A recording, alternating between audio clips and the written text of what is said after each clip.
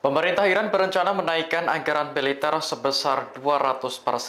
Rencana ini muncul setelah Iran dan Israel terlibat saling serang dalam beberapa bulan terakhir. Dikutip dari Al Arabiya, juru bicara pemerintah Fatimah Mohajirani menyampaikan informasi tersebut pada Selasa 29 Oktober. Ia menuturkan naiknya anggaran militer telah masuk dalam proposal yang dibuat pemerintah. Proposal tersebut bahkan telah diajukan kepada parlemen untuk selanjutnya disetujui. Menurut Muhajirani, kenaikan anggaran militer yang mencapai 200% terbilang cukup besar. Namun, ia tidak merinci untuk apa saja anggaran tersebut dialokasikan. Sebelumnya, Iran memastikan bahwa negaranya akan membalas serangan Israel yang diluncurkan pada Sabtu akhir pekan lalu. Juru bicara Kementerian Luar Negeri Ismail Baghei menyebut pembalasan itu akan melibatkan semua alat yang tersedia. Kalimat ini diduga merujuk pada sistem senjata canggih yang dimiliki Iran. Adapun serangan Israel menewaskan 2 tentara Iran dan memicu kerusakan kecil pada fasilitas militer. Iran menyebutnya sebagai kerusakan terbatas dan mengklaim secara umum berhasil menangkis serangan musuh.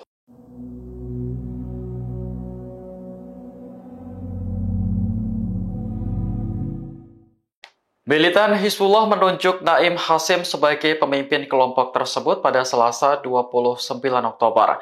Posisinya menggantikan Hasan Nasrullah yang sebelumnya terbunuh akibat serangan Israel bulan lalu.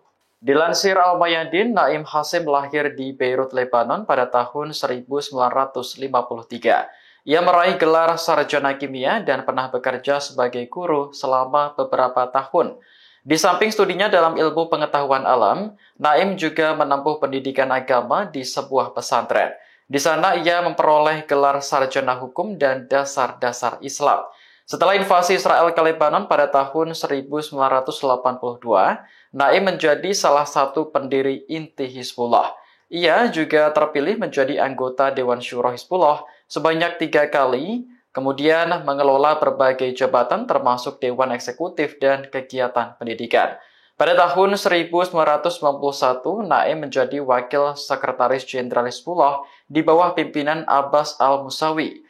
Ia tetap memegang jabatan ini hingga terpilih sebagai sekjen kelompok tersebut setelah Sayyid Nasrullah gugur. Dalam sebuah pernyataan, Hizbullah menyatakan komitmennya untuk menegakkan warisan pendahulu Naim Hasim. Militan Lebanon menggambarkan pemilihan tersebut sebagai bagian dari misi suci.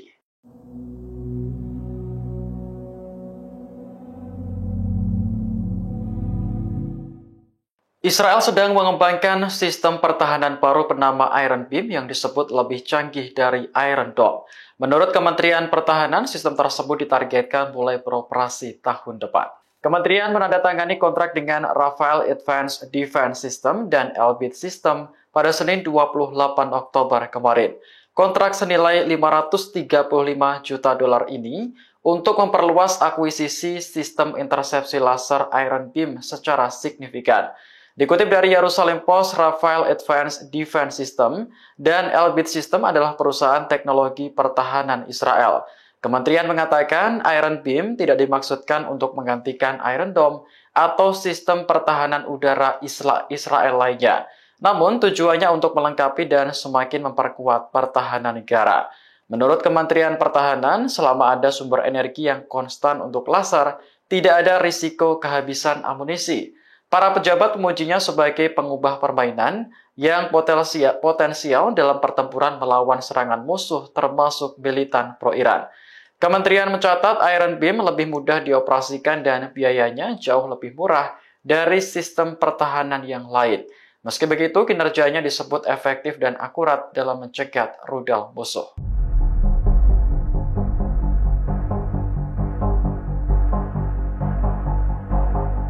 Serangan Israel ke Iran akhir pekan lalu mengundang perhatian dari seluruh dunia. Salah satu yang disorot adalah sistem pertahanan udara yang dimiliki Teheran. Dikutip dari Jerusalem Post, Iran memperoleh sistem S-300 dari Rusia selama 2 dekade terakhir. Sistem ini memiliki peluncur dan 2 sistem radar. Jangkauan dan pelacakan canggih S-300 memungkinkan Iran untuk mengancam pesawat dari jarak yang cukup jauh. Menurut laporan Institut Sains dan Keamanan Nasional, Iran menempatkan sistem S-300 di sekitar fasilitas nuklirnya, yakni di Isfahan, Natanz, dan Fordow. Sistem ini dilaporkan mengalami kerusakan saat Israel menyerang Teheran akhir pekan lalu. Sebenarnya, Iran juga memiliki sistem pertahanan udara buatan dalam negeri yang sama bagusnya dengan S-300.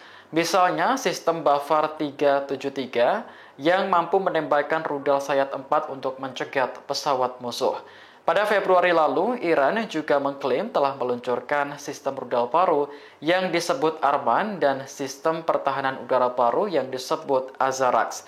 Sistem ini mampu mendeteksi target dari jarak 180 km dan menyerang sedikitnya 12 target dalam jarak 120 km secara bersamaan.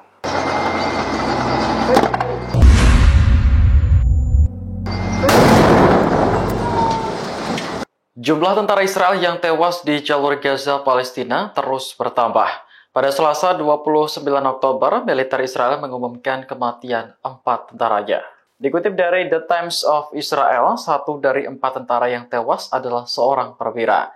Kapten Yehonatan Johnny Karen terbunuh saat bertempur melawan pasukan Hamas. Begitupun dengan ketiga prajurit lainnya, yakni Sersan Staf Nissim Meital, Sersan Staf Aviv Gilboa, dan Sersan Staf Naor Haimov juga tewas. Pihak militer masih melakukan penyelidikan terkait kematian 4 tentara tersebut. Sementara seorang perwira dari unit multi-domain yang terluka juga sudah dievakuasi ke rumah sakit. Saat ini operasi militer Israel di jalur Gaza masih terus berlanjut. Serangan terbaru menewaskan 41 warga Palestina menurut Kementerian Kesehatan setempat.